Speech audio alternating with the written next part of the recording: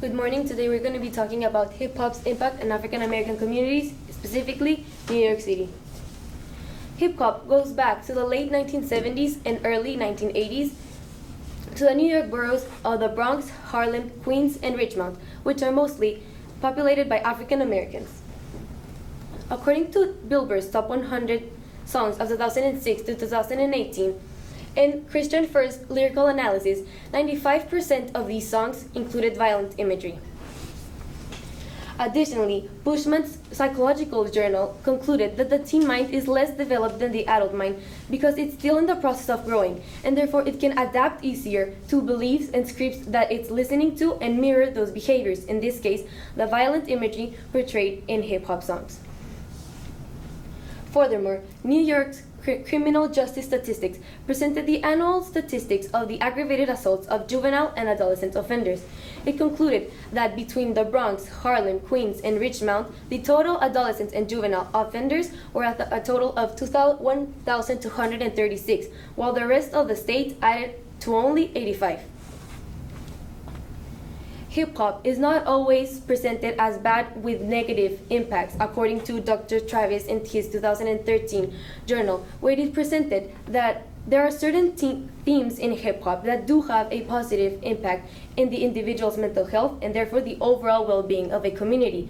This could be seen as Logic's hit song of 2017, which title goes after the National Suicide Prevention Lifeline number, in which 2017, when he presented this song, the phone calls increased by 50%, and after presenting them at the Grammy, the phone calls tripled, pointing out how the positive use of lyrics through and themes in hip-hop can have a positive impact in society. This led us to ask the question, in the last 30 years, how have the themes included in hip-hop music impacted African American communities in New York City? And led us to argue that there exists a connection between the violent imagery portrayed in hip-hop lyrics and the increase in crime rates in New York City. Our first solution is implementing nonviolence policies in New York-based record labels. A nonviolence policy would consist of giving record labels the ability to change or modify violent lyrics in the music they produce and change it with lyrics that include cultural, beneficial, and historical benefits of hip-hop. This type of policy would be implemented in New York-based record labels such as Def Jamming Recordings and Shady Records, which have a strong impact in the youth of New York and the boroughs of New York. One such policy has already been implemented. In 1999, Master P, owner of No Limit Records, implemented a similar nonviolence policy in his record label, allowing him to shift the lyrics of the hip-hop music he produced to give them a more beneficial meaning. Unfortunately, due to financial issues, the record label was forced to restructure, and the impact of this policy was never seen. There are some limitations to this solution, the first one being freedom of speech. In the United States, local governments are unable to pass laws which limit or overall remove freedom of speech for its citizens. If a law in New York was applied that would force record labels to implement such a policy, it would infringe on the freedom of speech of artists. Thus, governments could only encourage record labels as private corporations to incorporate a nonviolence policy. The second limitation is acceptance from the hip-hop community. In the case of many artists, their image revolves around masculinity, violence, and gang involvement, which is reflected in their lyrics. If a policy like the nonviolence policy was established in record labels, it would not be well brought by these artists, as their image, their music, and their money would be influenced. Our second solution consists of cultivating and improving the relationship between frontline police officers and members of African American communities.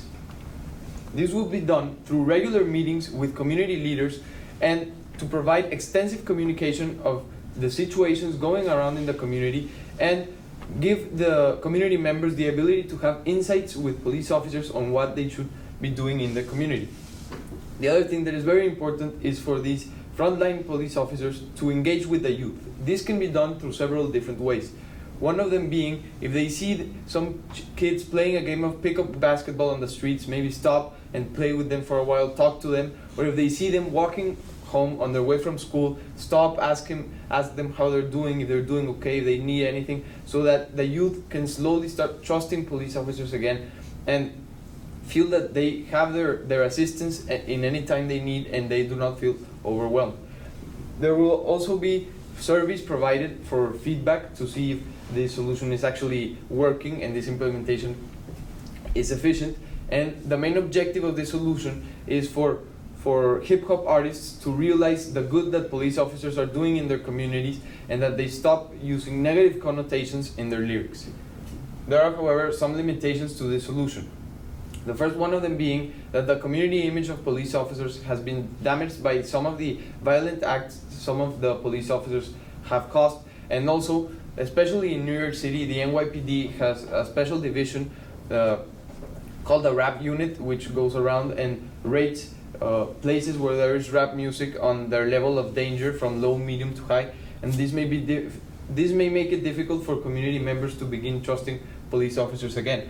Then there's the issue of training frontline police officers to have the necessary communication skills to be able to talk with these children without sounding too incriminating, or talk with the community members and be open to their suggestions.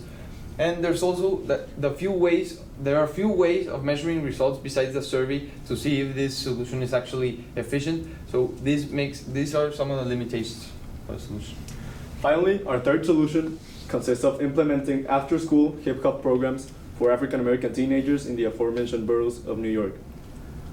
Hip-hop has already been used as therapy before. Rob Jackson is a hip-hop artist and the founder of the hip-hop therapy program Beats, Rhymes, and Life. According to Jackson, the principles of hip-hop are rooted in giving a voice to the oppressed, which is exactly what we aim to achieve with this solution. This solution would not only impact mental health, but also mental health not only for individuals, but also communities. As hip-hop is one of the most effective methods of self-expression, it can be very helpful in order to express mental health or problems that African American teenagers are dealing with. By empowering individuals, eventually communities can be empowered as well. However, there are certain limitations as to all solutions that should be addressed. One of these limitations, is that these African American teenagers could use hip hop for the wrong reasons, whether it be to express violence, misogyny, or other of the negative themes that are commonly included in hip hop nowadays. And another limitation is that these teenagers could neglect other areas of their lives by focusing too much of their time specifically on hip hop. Teenagers specifically should be able to have a balance in their lives between family, sports, school, and the arts, in this case hip hop. After going over our solutions, we found that the most optimal solution is the first solution, the implementation of nonviolence policies in New York-based record labels. This solution would have a direct impact in the amount of violent lyrics that is exposed to the youth of New York. Yet, it is important to state that all three solutions could be implemented in the New York boroughs and have a positive effect, influencing the exposure of teenagers to violent lyrics and reducing the crime rates which are associated with these violent lyrics. Thank you. Thank you. A few questions for you. Beto, Yes. what is a way in which your team's resolution makes you think differently about your own individual research?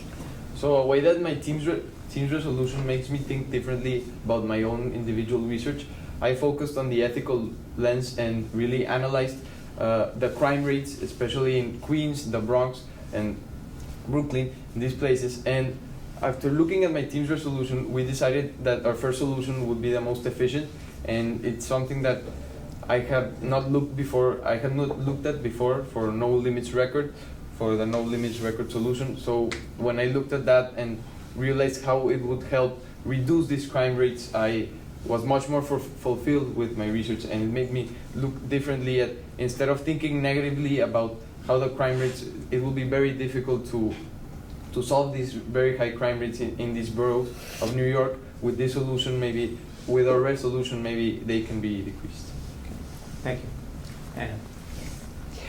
In the future, what changes would you make to your group norms, and how would you expect that to improve the team presentation? Can you repeat the question? Yeah. In the future, what changes would you make to your group norms?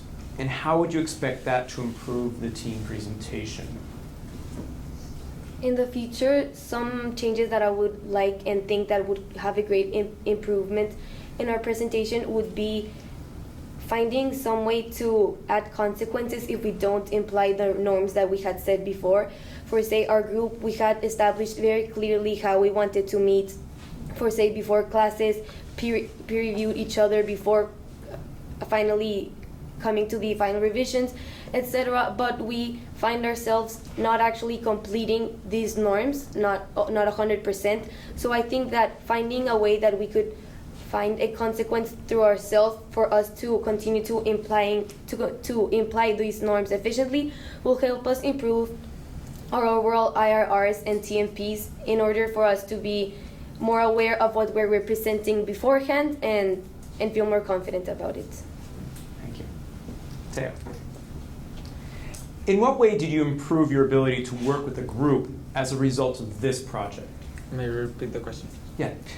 In what way did you improve your ability to work with a group as a result of this project? In the case of this project, I feel that the constant, we worked together really well and we met with each other constantly.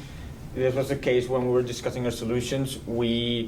At the start of the project, we focused on a solution and made sure that we had these 3 solutions. We went over our specific lenses and we came up with the nonviolence policy, the support from police, and the research, the help centers from the beginning of our IRRs. So this choice made me see that planning ahead and finding the solutions from the start is very effective, and working with a group and being effective can have a good toll in the presentation.